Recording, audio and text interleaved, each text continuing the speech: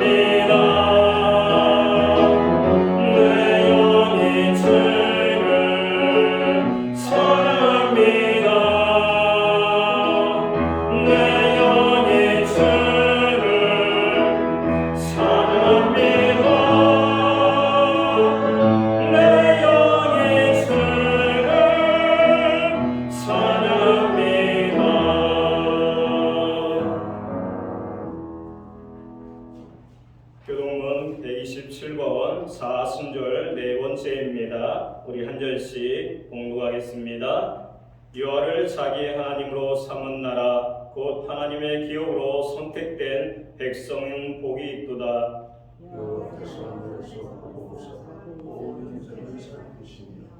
곧 그가 거하시는 곳에서 세상의 모든 권민들을 두고 살피시는도다.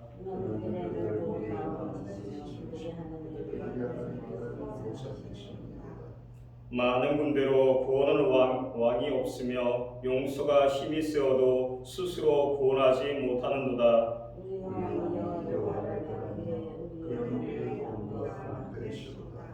우리 마음이 그를 즐거워하며 우리가 그의 성호를 의지하였기 때문에 이루다.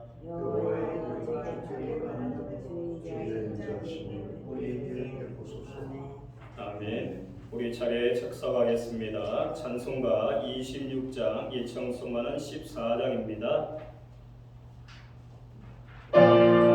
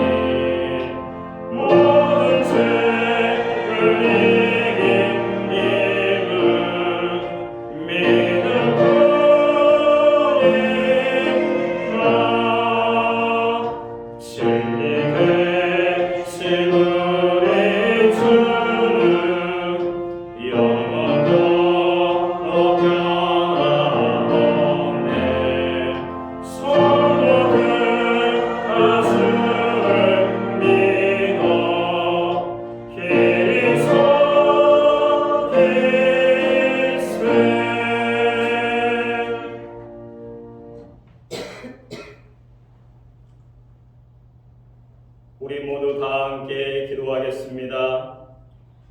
사랑과 은혜가 풍성하신 하나님 아버지, 오늘로 주의 날에 우리를 불러 모아 예배드리게 하심을 감사드립니다.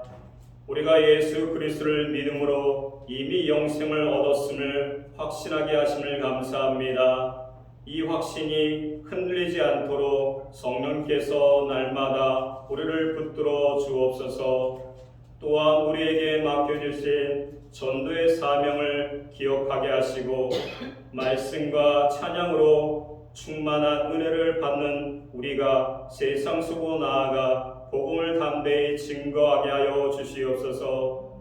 우리 삶이 주님의 사랑을 드러내는 살아있는 간증이 되게 하시며 아직 주를 알지 못하는 영혼들이 우리 말과 행실을 통하여 주님께로 돌아오게 하여 주시옵소서. 특별히 지금은 사순절 기간입니다. 주님의 십자가 고난을 깊이 묵상하며 우리 자신을 돌아보게 하옵소서. 겸손과 회개의 마음으로 주 앞에 나가게 하시며 주님의 사랑을 본받아 서로 섬기고 용서하며 살아갈 수 있도록 우리를 붙들어 주시옵소서. 주님, 세계 곳곳에서 전쟁과 갈등으로 고통받는 이웃들을 기억하여 주시옵기 원합니다. 무고한 생명이 희생이 되고 삶의 터전을 잃은 이들에게 주님의 위로와 평강을 허락하여 주옵소서. 전쟁을 일으키는 인간의 탐욕과 제약을 멈추게 하시고 화해와 평화의 길로 나아갈 수 있도록 도와주시옵기 원합니다. 주님이 세우신 몸된 교회를 위하여 애쓰시는 담임 목사님에게 영육간에 보호하시고 성령이 역사하셔서 하나님의 놀라운 기적과 은혜를 더하여 주시고 무엇보다 강건케 하여 주시옵기 원합니다. 오늘 말씀 전하는 종에게 성령의 권능을 충만히 부어 주시옵기 원합니다. 그의 입술을 통하여 선포되는 말씀이 사람의 지혜가 아니라 하나님의 능력으로 나타나게 하시고 그 말씀을 듣는 우리 모두가 마음의 눈이 밝아져 하나님의 뜻을 깊이 깨닫게 하여 주시옵소서. 지금은 첫 시간입니다. 마치는 시간까지 하나님께서 함께하여 주시옵소서. 감사드리며 예수 그리스도의 이름으로 기도드립니다. 아멘.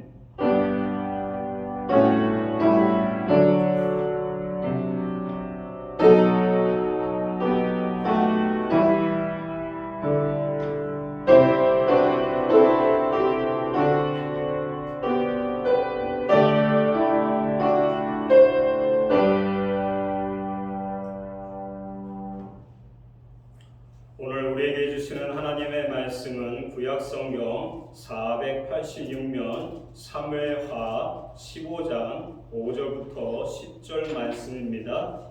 우리 한 절씩 공부하겠습니다. 사무엘하 15장 5절부터 10절입니다.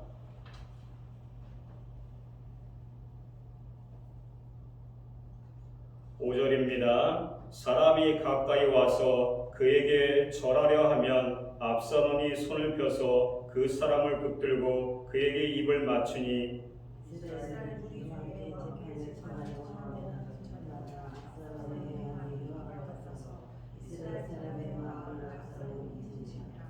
사년 만에 압살롬이 왕께 하되 내가 여호와께 소원한 것이 있사오니 청하건대 내가 헤브론에 가서 그 소원을 이루게 하소서.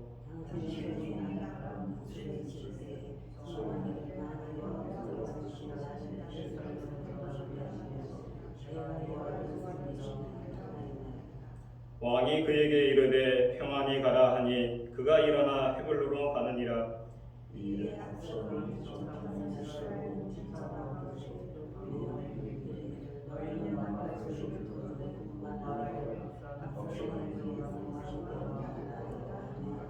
아멘. 우리 찬송가 213장, 예찬송가는 348장 1절, 4절, 5절 하나님께 영광 돌리며 준비하신 번물로 봉헌과 예물을 올려드리겠습니다.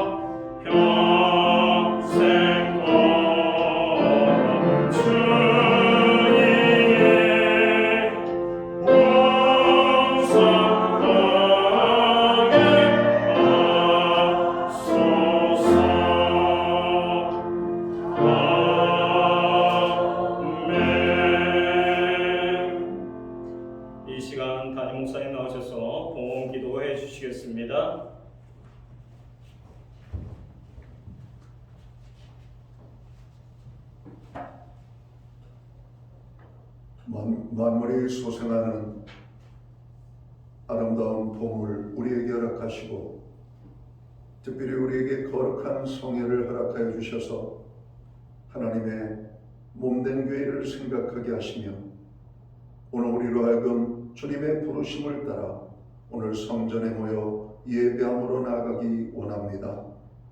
하나님, 오늘 이 백성이 드리는 예배가 하나님을 영화롭게 하고 하나님을 기쁘시게 해드리는 예배 되기를 원합니다. 하나님, 오늘 또 온 백성들이 입술을 크게 열고 하나님의 성호를 높여 찬양하며 경배하며 예배할 때 하나님 홀로 큰 영광을 받아 주시옵소서. 예배하는 하나님의 사람들 한 사람 한 사람을 기억하시고 저들의 삶 속에 하나님의 용서와 평안과 기쁨과 넘침과 또 새롭게 세워지는 하나님의 능력이 임하게 되기를 간절히 소원합니다. 세상에 더럽혀지고 참으로 추하여진 우리의 심령과 마음을 주님 앞에 내려놓사오니 하나님의 성령의 불로 우리를 새롭게 하시고 우리를 정결케 하여 주셔서 하나님 앞에 나아가기에 조금도 부족함이 없는 저희들 되게 하여 주옵소서. 예배로 영광을 돌리며 나아갈 뿐만 아니라 하나님께서 베풀어 주신 모든 은혜에 대한 감사와 고백을 담아 믿음으로 하나님 정성된 헌물을 주님 앞에 드리기 원합니다. 11조의 예물로 각종 제목의 감사의 예물로 목적성 헌물과 주일헌금으로 봉헌의 헌물을 주님 앞에 올려드립니다. 드려진 모든 손길들과 저들을 받으시옵고 하나님 하늘의 복과 땅의 복으로 넘치게 하여 주옵소서. 영육간의 강건함을 더하여 주시옵소서. 부르짖어 간구하는 기도에 하늘의 문을 여시고 응답의 축복을 더하여 주옵소서. 손으로 행하는 모든 일과 발로 밟는 지경에 복의 복을 더하여 주셔서 많은 열매를 거두게 하여 주시옵소서. 가정에는 화목을 주시고 우리의 일터와 기업과 생업의 현장에는 하나님이 복 주심으로 말미암아 30배, 60배, 100배의 결실을 거두는 놀라운 축복이 임하게 되기를 소원합니다. 선물로 주신 우리의 자녀들 주님께서 복의 복을 더하여 주셔서 저들이 어디에 가든지 하나님 함께 하시며 동행해 주심으로 말미암아 하나님을 향한 간증의 고백이 넘쳐날 수 있도록 축복해 주시옵소서. 교회로 하여금 온 성도들로 하여금 중보기도에 힘을 쓰게 하여 주심을 감사합니다. 세계와 열방을 위하여 나라와 민족을 위하여 교회와 성도들을 위하여 그리고 고난 중에 있는 형제 자매 지체들을 위하여 그리고 우리의 가정과 자녀들을 위하여 기도케 하여 주심을 감사합니다. 처처에서 일어나고 있는 전쟁과 기근과 여러가지 많은 전염병과 아버지 하나님 고통 중에 있는 백성들을 건져 주시옵소서. 하나님 특별히 우리에게 부어주신 하나님의 놀라운 축복과 넘치는 은혜가 우리만 누리는 것이 아니라 연약한 자들과 골고루 나눌 수 있는 베풀매 삶으로 나타나도록 사용하여 주시옵소서. 고난 중에 있는 지체들을 주님 기억하시고 저들을 위로하시며 저들을 축복하여 주옵소서. 특별히 하나님의 손길이 필요한 심령들이 있습니다. 주님의 손길이 스쳐 지나가는 곳들마다 머무는 곳들마다 하나님 치유의 역사가 나타나기를 원합니다. 변화가 일어나기를 원합니다. 능력의 사람으로 아버지 회복되기를 원합니다. 하나님 오늘 또 연약한 모든 주의 자녀들 가운데 함께하여 주셔서 하나님 살아계심이 저들의 삶 속에서 경험되게 하여 주시옵소서. 우리의 가정과 자녀들을 위하여 기도하기 원합니다.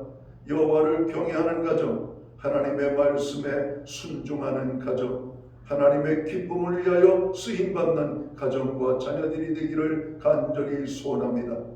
특별히 구원의 기쁨이 넘치는 우리의 가정이 되게 하여 주옵소서. 그 이름을 부르며 간구하는 심령들마다 구원하여 주시옵소서. 하나님 나라의 생명책에 저들의 이름이 기록되게 하여 주시옵소서. 우리의 자녀들 복의 복을 더하여 주셔서 어디를 가든지 하나님과 함께하며 하나님의 복을 누리기에 부족함이 없도록 믿음의 삶을 살게 해 주옵소서. 하나님 아버지, 특별히 아버지 하는 주님의 몸된 교회 위에 지금까지 함께하여 주시고 도우심을 감사합니다. 교회가 세상의 빛으로 또 소금의 역할을 잘 감당하며 하나님의 영광의 복음을 땅끝까지 증가하는 일에 온전히 아버지 사용되어지도록 주님 권능의 손으로 붙잡아 주시고 주님이 함께하여 주옵소서. 우리에게 드릴 수 있는 환경과 믿음으로 드리게 하심을 감사합니다. 드려진 헌물 사용되는 곳에 주님의 영광이 나타나기를 원하고 주님의 나라 확장 위하여 쓰여지기 원하며 주의 복음이 땅끝까지 전파되는 일에만 아름답게 사용되게 하여 주시옵소서. 이 시간 간절히 바라옵고 원하옵기는 만복의 근원이 되시는 하나님의 축복이 오늘 예배의 자리에 나가는 주의 모든 자녀들의 삶 속에 아름답게 임하게 되기를 원합니다. 한 사람도 주께서 부어주시는 복을 받지 못하고 돌아가는 심령이 없도록 저들 마음을 열어 하나님께서 주시는 복을 아버지 풍성히 누릴 수 있도록 축복하여 주시옵소서. 이 모든 말씀을 우리 구주 예수 그리스도의 이름 받들어서 감사드리옵고 봉헌기도 드리옵나이다. 아멘.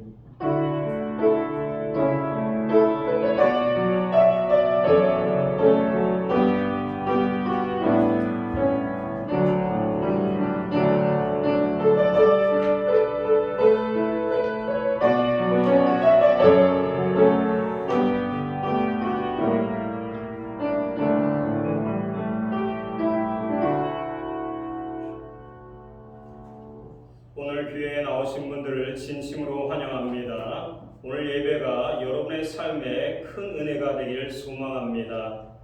건강에 유의하시길 바랍니다. 날씨가 추워졌다가 더워졌다가 하기 때문에 건강에 꼭 유의하시고 아프시면 꼭 병원에 갈 수 있는 자가 되길 원합니다. 미일 전쟁 가운데 나라와 위기 관리에 안전을 위하여 기도하기 원합니다.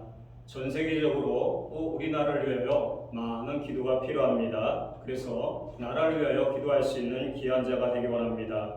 우리가 사순절 기간입니다. 말씀과 기도 가운데 십자가를 묵상하는 사순절이 되길 바랍니다. 예배 후에 각 목장은 목장 모임을 모입니다. 목장 모임은 한 주간의 삶을 나누는 교제와 기도의 모임입니다. 매주 수요일마다 온라인 성경 공부를 제공합니다. 금주는 그리스도인의 교제와 사랑을 공부합니다. 나머지는 주보를 참조하시길 바라겠습니다.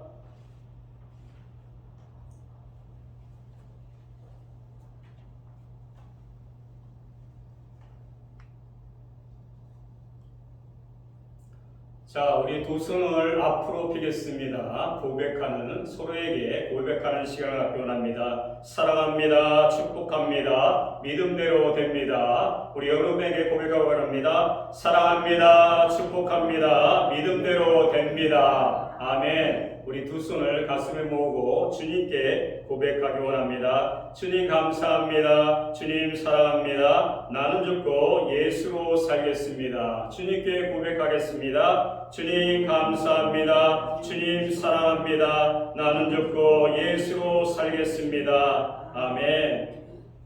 오늘 사무엘하 15장 5절부터 10절 말씀 갖고 배신과 위기 속에라는 제목으로 말씀을 나누면서 은혜를 받고자 합니다. 이 주제는 압살롬의 반역, 백성들의 마음을 빼앗는 계략, 다윗의 피난과 신앙적 태도를 모두 아우르면서 오늘날 성도들에게도 강력한 메시지를 줍니다. 압살롬의 반역과 다윗의 피난을 다루면서 인간의 교만과 배신 속에서도 하나님의 뜻을 신뢰하는 마음을 또 믿음을 보여주고 있습니다. 이 본문은 위기 속에 내 힘이 아니라 하나님의 섭리에 의지하는 신앙의 본질을 가르칩니다. 다윗의 죄의 결과로 여러 상황들이 일어나면서 하나님께서 기름 부으신 왕임에도 그의 기세는 점점 약해지기만 하는 것처럼 보입니다. 밧세바 사건으로 시작하여 밧세바 사이에서 태어난 아이가 죽고 암논이 다발을 범한 뒤 압살롬에 의해 죽임을 당합니다. 사람이 말하듯 다윗의 집안에는 마치 랜던 현상이 일어난 것 같은 상황이 펼쳐지고 있었습니다. 본문 15장 1절에서 그 후에 라는 단어로 시작합니다. 1절 말씀을 보면 그 후에 압살롬이 자기를 위하여 병거와 말 등을 준비하고 호위병 50명을 그 앞에 세우니라. 이 말은 14장 끝에서 다윗이 아들 압살롬과 자기 얼굴을 다시 볼 수 있도록 허용한 이유를 말합니다. 다윗이 압살롬을 부르고 압살롬은 그의 얼굴을 땅에 엎드려 절했고 다윗은 그에게 입을 맞추었습니다. 그런데 이는 돌아온 탕자를 반기는 아버지의 모습이 아니었습니다. 마치 전장에 나갔다가 돌아온 군사에 대한 일반적인 인사에 불과하였습니다. 이후에 압살롬은 다윗이 자신을 용서하지 않았을 뿐만 아니라 결국 왕이 되지 못할 것을 감지했습니다. 그래서 압살롬은 다윗을 반격할 준비를 하고 먼저 그는 반역에 필요한 병거와 말 등을 준비합니다. 그리고 발빠른 전령이자 호위병 50명을 준비하여 이스라엘 전역의 동태를 살피고 정보를 수집합니다. 압살롬은 머리가 길고 꽤 미남이었다고 말하고 있습니다. 이스라엘에서 가장 잘생긴 남자인 압살롬이 긴 머리를 휘날리며 50명의 잘생긴 군인들이 그를 호위하며 지나가는 모습을 생각해 보세요. 다윗의 왕권이 흔들리기 시작하는데 압살롬이 갑자기 나타나 잘생긴 외모와 함께 호위병 50명을 거느리고 다니자 사람들의 마음이 점점 압살롬에게 기울기 시작했습니다. 그것도 모자라 압살롬은 아침 일찍이 나아가 성문으로 나아가 송사가 있는 사람들의 이야기를 들어줍니다. 성문은 재판 자리가 있는데 모든 재판이 성문에서 이루어졌습니다. 그러면 날마다 그 성문으로 억울한 사람, 원통한 사람, 불만이 있는 사람, 시비거리가 있는 사람이 계속 들어와서 재판을 청구합니다. 그래서 14장에서 드고아 여인이 다윗에게 나올 수도 있는 것도 왕이 그렇게 성문에 나와 있었기 때문에 가능했습니다. 왕이 직접 나오거나 왕이 없을 때는 신하들이 나와 앉아서 백성들의 억울함과 엉뚱함을 들어주며 재판했습니다.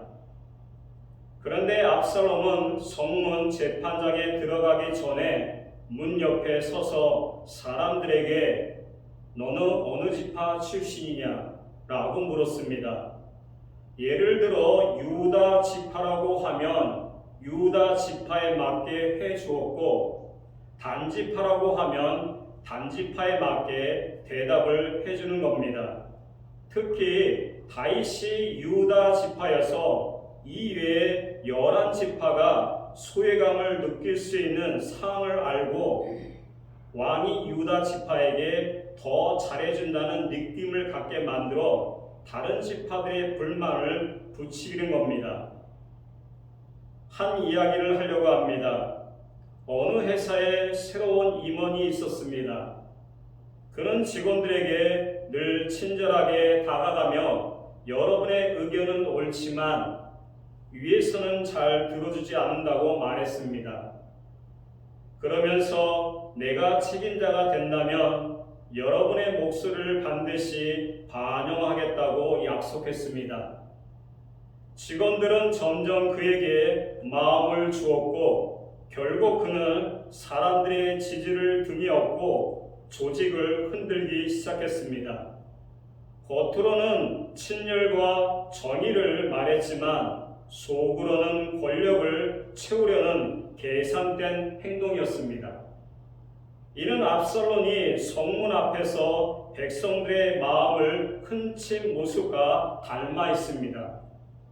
많은 사람은 자기의 권력을 얻기 위해서 모든 환경과 사람을 이용합니다. 나 자신을 위하여. 그렇지만 우리 그리스도인들은 그렇지 않다는 것입니다. 나 자신을 희생하고 남에게 도움을 주는 것입니다. 그리고 아버지 다윗이 정치를 잘 못하고 있다고 은근히 헐뜯기 시작합니다. 다윗의 집안에 여러 죄들로 인해 사람들의 평판이 좋지 못하고 여러 신뢰를 잃어가는 그 순간을 압살롬이 교묘하게 파고들고 있습니다.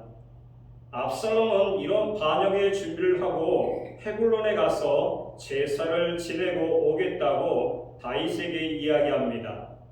아무것도 모르는 다윗은 허락을 해주었고 압살롬은 200여 명을 데리고 헤불론으로 갔습니다. 10절 말씀입니다. 우리 마음을 열고 다 함께 읽겠습니다. 10절입니다.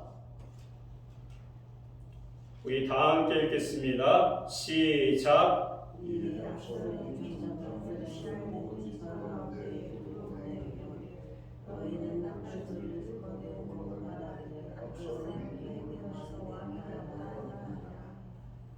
드디어 스스로 왕이 되기 위한 발판을 만들고 스스로 헤불론에서 왕이 되었다고 선포합니다.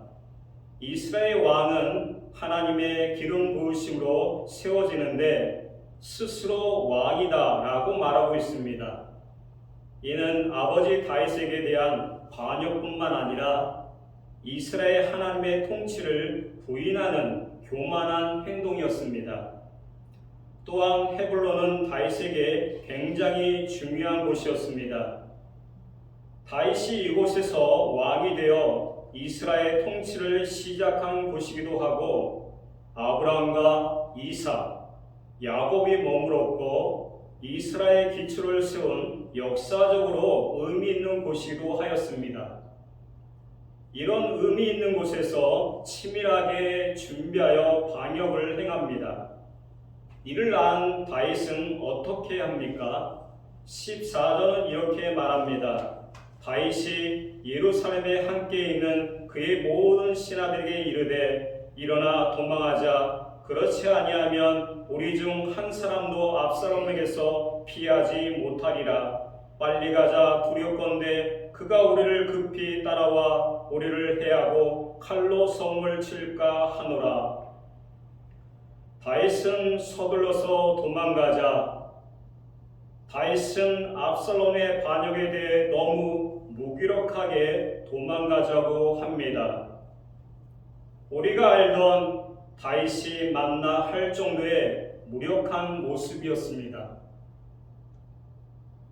다윗은 늠름했습니다. 앞으로 전진했고 후퇴가 없었습니다. 싸우면 다 이겼습니다. 근데 지금은 너무나 무기력하게 넘어지고 있다는 것입니다. 그냥 도망가자고 사람들에게 이야기하고 있습니다. 그러나 다윗이 이렇게 조급하고 두려워하는 반응을 보이는 것은 압살롬의 반역이 일어났다고 하는 순간 하나님의 말씀을 기억합니다.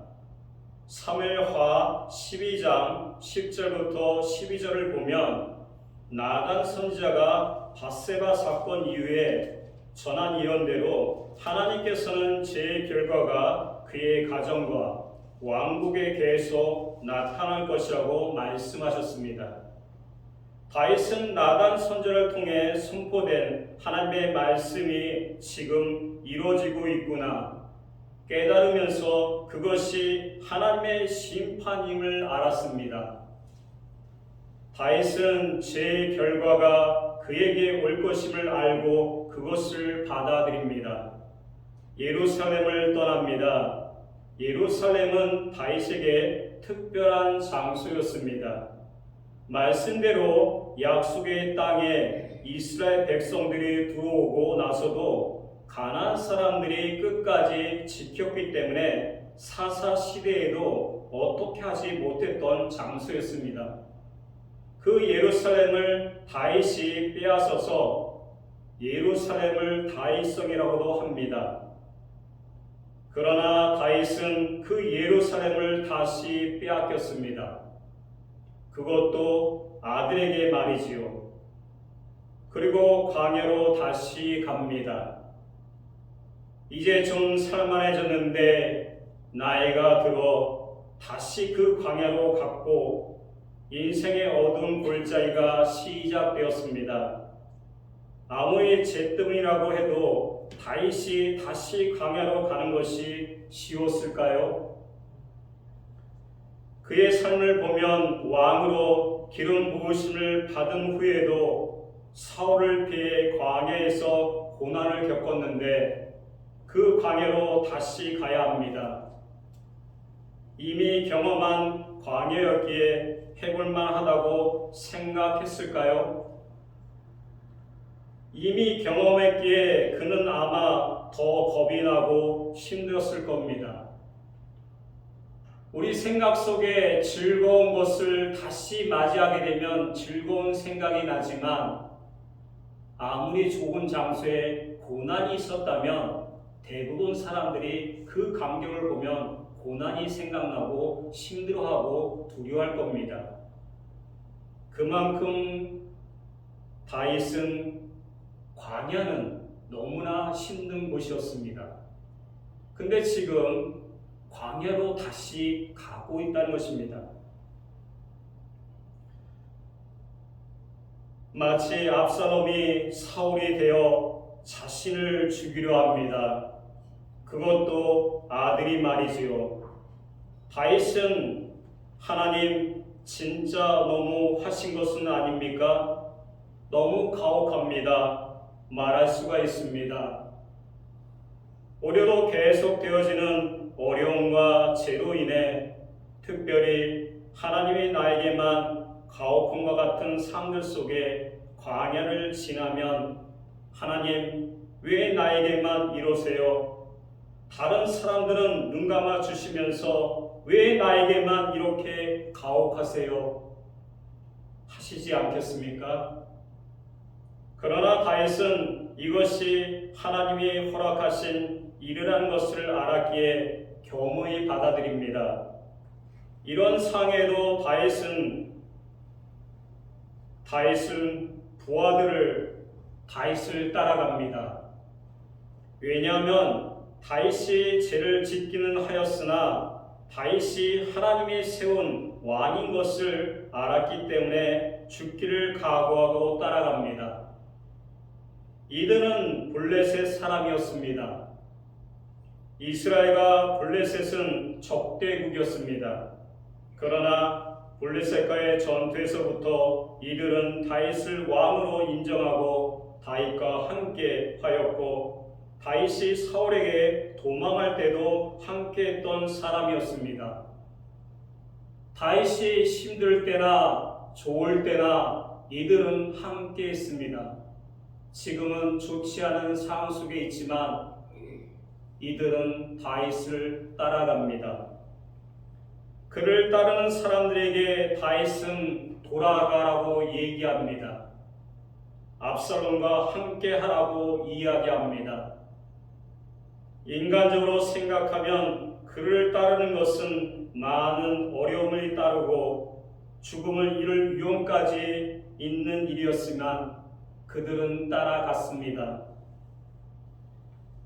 기드온 골짜기는 검다라는 뜻이 있고 실제로 기드온 골짜기는 예루살렘에서 제일 낮은 쪽에 위치해 있고 그래서 예루살렘의 오물이 여기로 흘러 들어와 예루살렘에서 제일 냄새나고 어두운 곳으로 여겨졌습니다. 다윗은 이곳을 기드온 골짜기를 지나 감난산을 지나 광야로 나갑니다. 인생의 어두운 골짜기를 지나는 다윗이 어두움, 냄새나는 기드온 골짜기를 지나가고 있습니다. 그러나 혼자가 아닌 그를 따르는 무리들과 함께 떠나고 있습니다. 그 무리 중 한 명이 사독이 언약궤를 가지고 옵니다. 그러나 다윗은 그 언약궤를 다시 예루살렘에 갖다 놓으라고 이야기합니다. 우리 25절 말씀입니다. 우리 마음을 열고 다 함께 읽겠습니다. 25절입니다. 15장 25절 말씀입니다. 우리 마음을 열고 함께 읽겠습니다. 시작.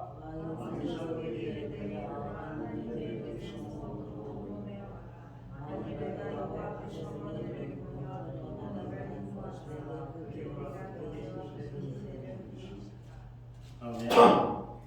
철저한 회개로 어두운 골짜기에서 다윗은 정신을 차립니다. 죽으면 죽으려 하는 마음으로 하나님의 언약궤를 다시 원래 자리로 갖다 놓으라고 했습니다. 내 생명을 살리자고 그 언약궤를 사용하지 않겠다고 했고, 언약궤는 왕의 상징, 하나님께서 함께 하심을 나타냅니다. 그러나 그의 죄로 인해 그 길에 언약궤를 함께 가져오지 않았습니다. 과거에는 전쟁에서 졌을 때 언약궤를 가지고 오라고 했던 다윗과는 반대되는 모습이 있고, 하나님을 자신의 어떠함에 사용하지 않겠다는 의지와 하나님을 경외하는 마음, 이스라엘 곳에 언약궤는 있어야 한다는 생각이 있었기 때문입니다. 인생이 어려질 때마다 하나님 제 편이 되어 주셔야 합니다 라고 요구하는 것이 아니라, 하나님께서 나를 위해 계시는 것이 아니라 내가 하나님을 위해 존재해야 합니다. 우리는 하나님의 편에 서 있어야 하며, 다윗은 자신의 모든 것을 온전히 하나님께 맡겼습니다. 위기 가운데 인생의 어두운 골짜기를 지날 때 하나님 앞에 완전히 나를 내려놔야 합니다. 값싼 회개가 아니라 값비싼 은혜를 구하며 나아가야 합니다. 그리고 다윗은 그 어두운 기드온 골짜기를 겸손히 걸어 올라갔습니다. 철저하게 낮아질 대로 낮아져 그는 예루살렘에 가 기드온 골짜기 그 어둠으로 내려가 다시 감난산으로 올라가며 울고 머리를 가리고 맨발로 걸어 올라갑니다.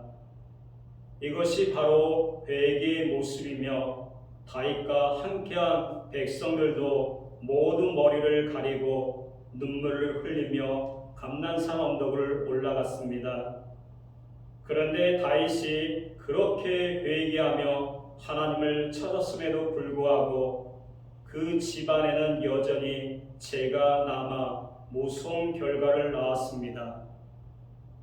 그러나 바로 그 사실을 통해 우리는 결국 우리 삶에도 소망이 있음을 깨닫게 됩니다.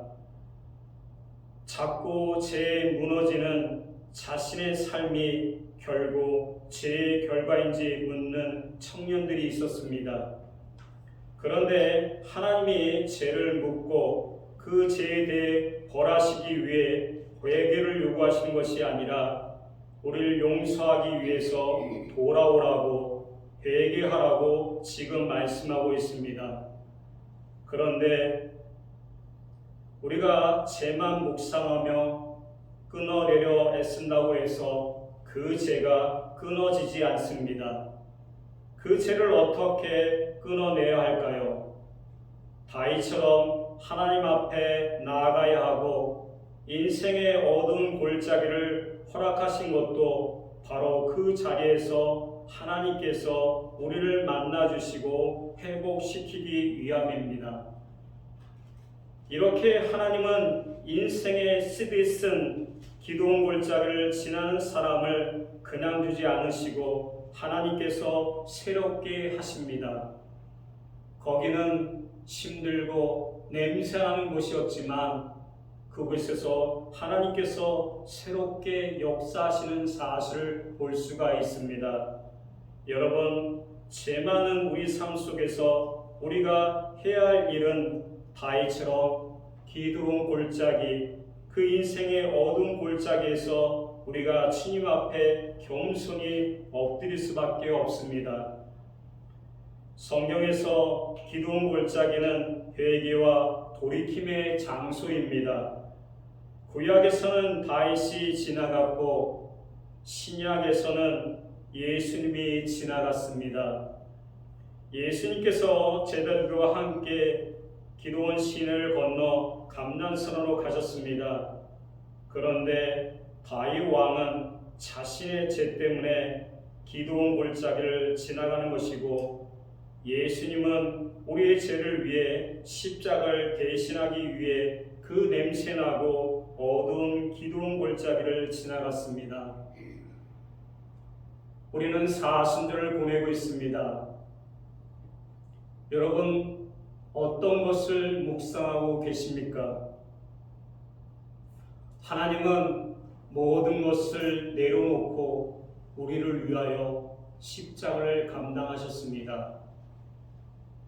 이 세상은 배신과 권력으로 다툼으로 물들어 있습니다. 그렇지만 우리는 주님의 십자가를 묵상할 수 있는 귀한 자가 되어야 합니다. 그 삶이 여러분에게 있다는 것입니다. 그 삶으로 걸어가길 간절히 축원합니다. 이제 말씀을 마치려고 합니다. 사랑하는 여러분, 우리가 다 죄인입니다. 우리가 죄를 어떻게 회복을 해도 자꾸 실패하는 나만 경험합니다.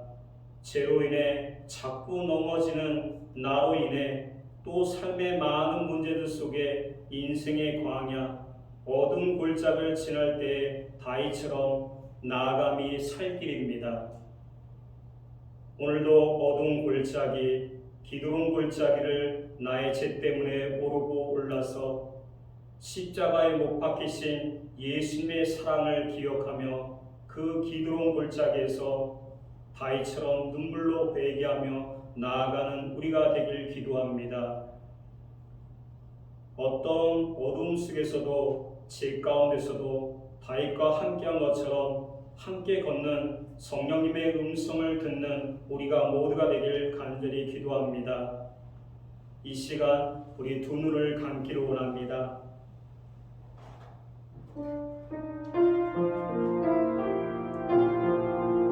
완전하지 않은 나의 모습 그대로 내게 오라. 나는 이미 너를 위해 그 어두운 골짜기를 지나왔다. 내가 너를 붙들 것이다. 너의 죄보다 내 사랑이 더 크다. 어둠 속에서도 내가 너와 함께 걷는다. 너를 위해 내가 먼저 그 길을 걸었고 너의 죄를 십자가에 못 박았다. 이 음성을 듣고 십자가 앞에 더욱 나가는 사순절이 되길 기도합니다. 우리 다 함께 기도하겠습니다. 사랑의 하나님 아버지, 압살롬이 사람들의 마음을 빼앗아 반역을 준비한 모습을 보며 겉모습과 달콤한 마음에 흔들리지 않고 진리와 정의를 따르는 분별력을 주시옵기 원합니다. 우리 마음이 권력과 욕심에 기울이지 않게 하시고 겸손히 주님 앞에 서서 사람을 기쁘게 하는 것보다 주님을 기쁘시게 하는 삶을 살 수 있도록 우리를 붙들어 주시옵기 원합니다. 백성들의 마음을 훔친 압살롬과 달리 우리는 사랑으로 섬기며 진심으로 사람을 세우는 자가 되게 하시고 모든 판단과 결정 속에 주님의 뜻을 따를 수 있도록 우리 영혼들을 붙들어 주시옵기 원합니다. 우리 신약기를 붙들어 주시옵기 원합니다. 하나님께 온전히 칭찬받을 수 있는 축복의 교회가 되게 하여 주시옵기 원합니다. 이 지역에 좋은 소문이 퍼져나가게 하여 주시옵기 원합니다. 그래서 많은 영혼들이 이곳에 나와서 하나님을 예배할 수 있도록 은혜를 주시옵기 원합니다. 하나님, 우리가 사순절을 보냅니다. 십자가의 고난을 묵상할 때 나 자신을 다시 볼 수 있는 축복의 시간이 되게 하여 주시옵기 원합니다. 그래서 온전히 하나님께 영광 돌릴 수 있는 우리가 되게 하여 주시옵소서. 감사드리며 예수 그리스도 이름으로 기도드립니다. 아멘. 우리 찬송가 342장입니다.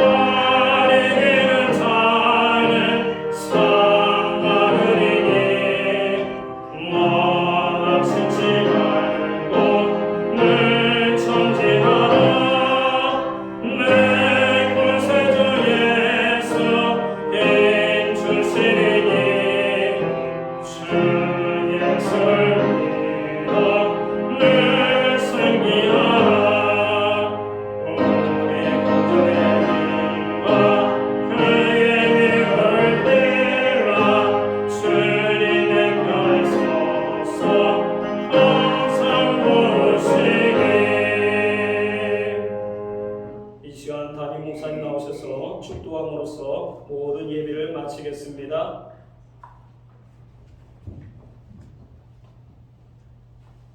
이제는 교회의 머리가 되시는 예수 그리스도의 크신 은혜와 하나님 아버지의 무한하신 사랑하심과 성령님의 감화 감동 교통하시며 늘 함께하여 주시는 이 역사가 배반과 권모 술수가 가득한 세상 속에서 오직 하나님만을 바라며 나아가기 원하는 오늘 예배로 영광을 돌리는 사랑하는 모든 성도들 머리 위에와 저들의 가정 위에 그리고 이 땅에 세우신 교회들 가운데 이제로부터 영원토록 함께하여 주시옵기를 예수님의 이름으로 간절히 축원하옵나이다.